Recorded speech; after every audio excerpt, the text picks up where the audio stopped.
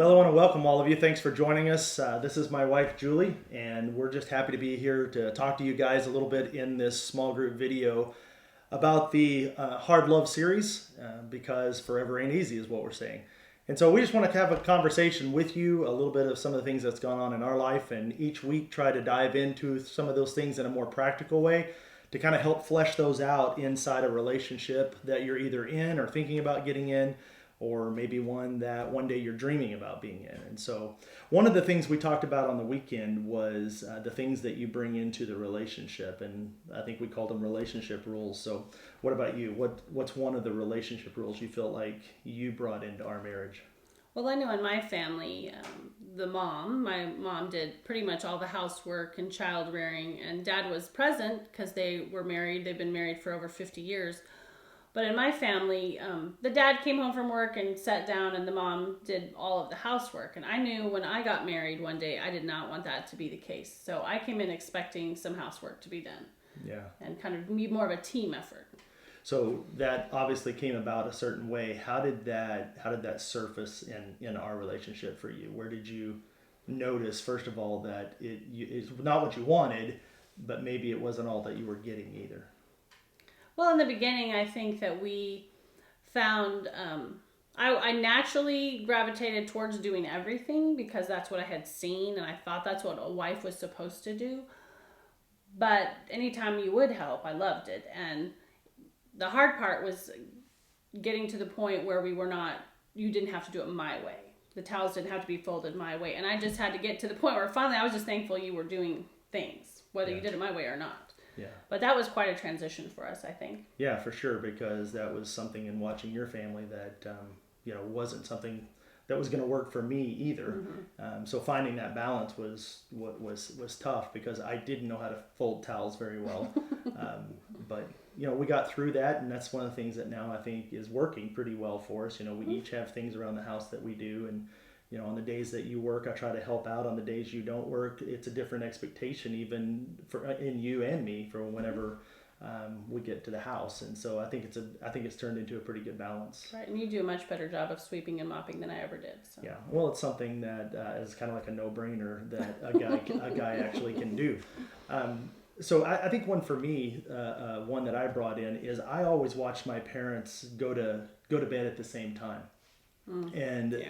That hasn't been true for us, but it's something that I wanted. It's something that I was, I wanted in our marriage. But as you well know, I'm an early go to bed kind of guy. So at about 8:30, as you know, I hit the wall, and I was expecting, I think on the first day after our honeymoon, we were back at our apartment there. I was kind of expecting, hey, it's 8:30, let's go to bed. And I think that's where I learned that was not you. So I'm very much a morning person. You're very much a stay up late. So that kind of surfaced early on for us. And that became difficult. So for about 20 years, we've been making some concessions with that. So yes. How's that been with you? Well, early on, I just could not. I love to stay up late. I could stay up till 2 o'clock in the morning every day if I had my way. But I know that if you wanted to satisfy me, make me happy, and we were going to get along, you learned to stay up late. Yeah. Even though I know you were exhausted, but you learned to stay up late with me and learn to sleep in a little bit. But I knew that wasn't your favorite thing. Yeah. And so after the kids came and I had to start getting up early because we had early riser kids, we kind of adjusted to a new norm, and now we're to the point where I'm about ready to go to bed when you do. Yeah. I don't get up quite as early as you do. Right. But I've learned to adapt to your way. Probably the last 5 years probably. Yeah, because I like to get up in the morning, and of course I would love if you got up and drank coffee with me and sat around right here and had coffee. But I know that's not always a reality with you, and so that's okay too. But it's just those rules. I mean, it's those rules we brought into our marriage that I think are important for everybody to understand, that they come in and you got to learn to, there's got to be some give and take. There's got to be some concession with each other in order to make it work.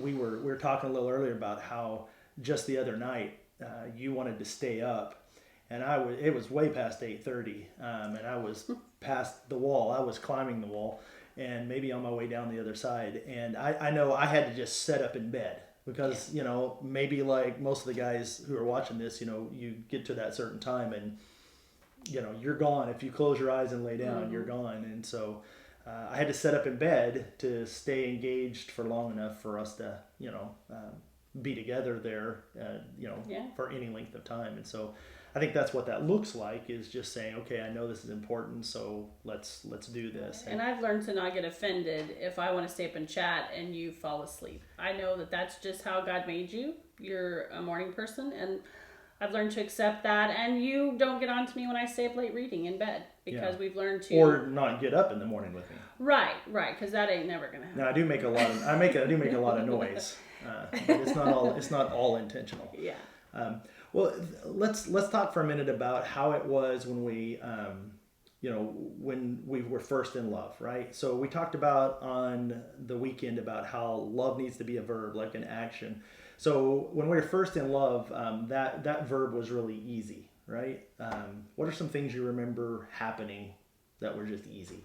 Well, from the very first date, when you took me out to a nice restaurant and charmed me, and we went out for a walk on the beach. I think it was Sizzler. It was the Sizzler. It was nice. Fancy, with the all-you-can-eat salad bar.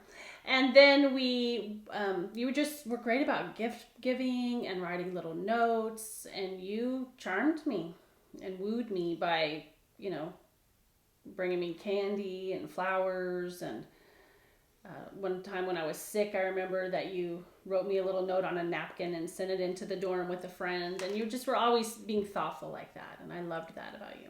Yeah.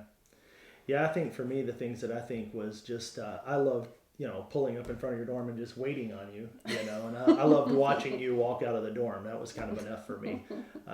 So, you know, I mean, I think those were the things that just, you know, you always looked cute, you like dressing cute, and those were great things. And then you've always been really good with words, so you always, you know, said good words, and then, you know, there were a few looks that helped along the way as well.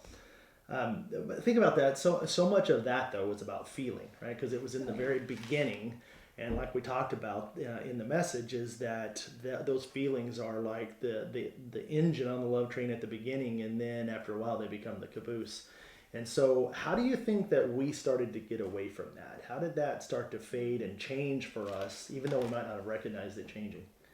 I think once we got married, which was, we were engaged for about a year, and once we got married, we got busy. We both worked full time. We were in college at the same time as that. And then once the kids came, I think there was an assumption that we knew how each other felt.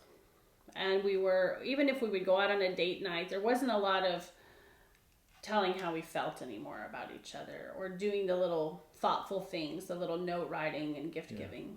I think we just got busy, and I was very involved in those kids when they were little. They were pretty much my life, and I think I gave a lot more affection to them than I even did to you.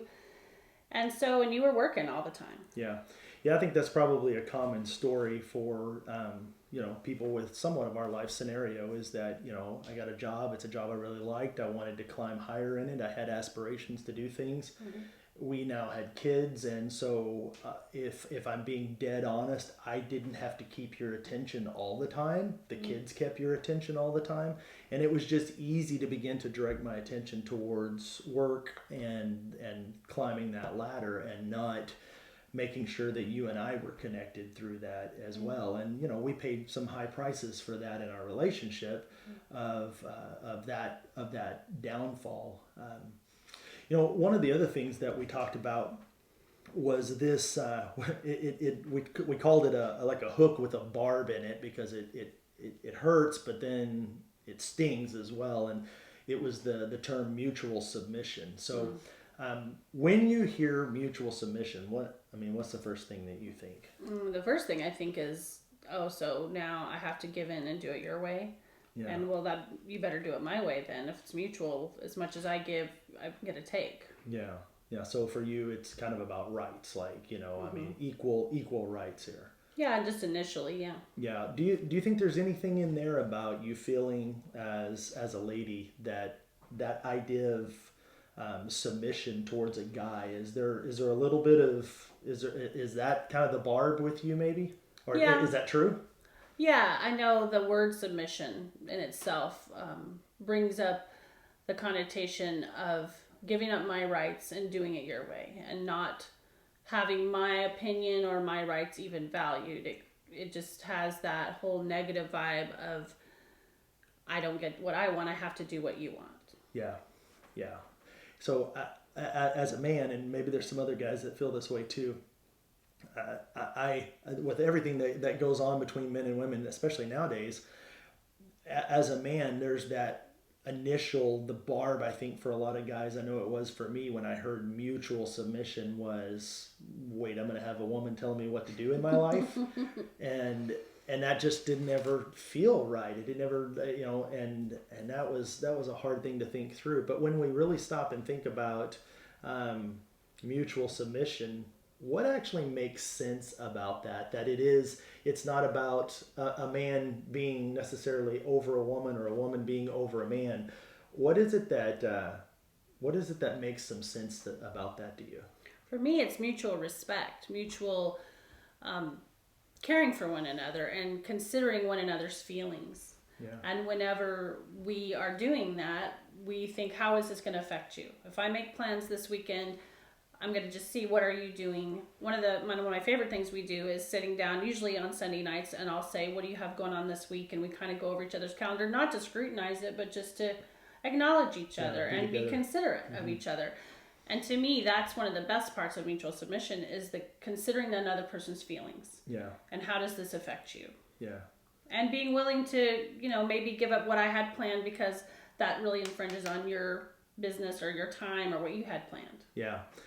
When I think about mutual submission now, I would have thought about completely different years ago, but for sure now, there are times when I know you're doing something, and I'll give a real clear example of that. Like, we're past 8:30 and I'm ready to go to bed, but you're in here, and you're doing some dishes or something like that.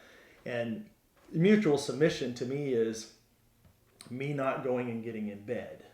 Right? Because I could just go get in bed because I'm really tired, but mutual submission is to say, you've got this to do, how can I help? And to come and see that there. That's my favorite phrase. How can I help? Yeah. So how can I help? And so to come and just, even though I'm tired, so long as I'm upright, I can make it. But coming in and doing, wipe down the counters or help load the dishwasher or whatever that is. And to me, that's what feels like offering mutual submission, because you're really kind of in charge of what you're doing, and I'm just, how can I help you do what you're doing? Right. And that's, it feels good because it's not, like you're in charge or I'm in charge or you're telling me what to do or I'm telling you what to do. It's like we're actually really working at something together. And I know that's just like one example of a way to look at that. So think about that. What are some other practical ways you can think about that we've actually been able to do in our relationship? Because we obviously haven't always gotten it right, because we had a lot of trouble with this. What are some other ways that maybe we can think about that might help show somebody else an idea? In my family of origin, where I grew up, my mom took care of the checkbook, and she did the bills, and she took care of the checkbook.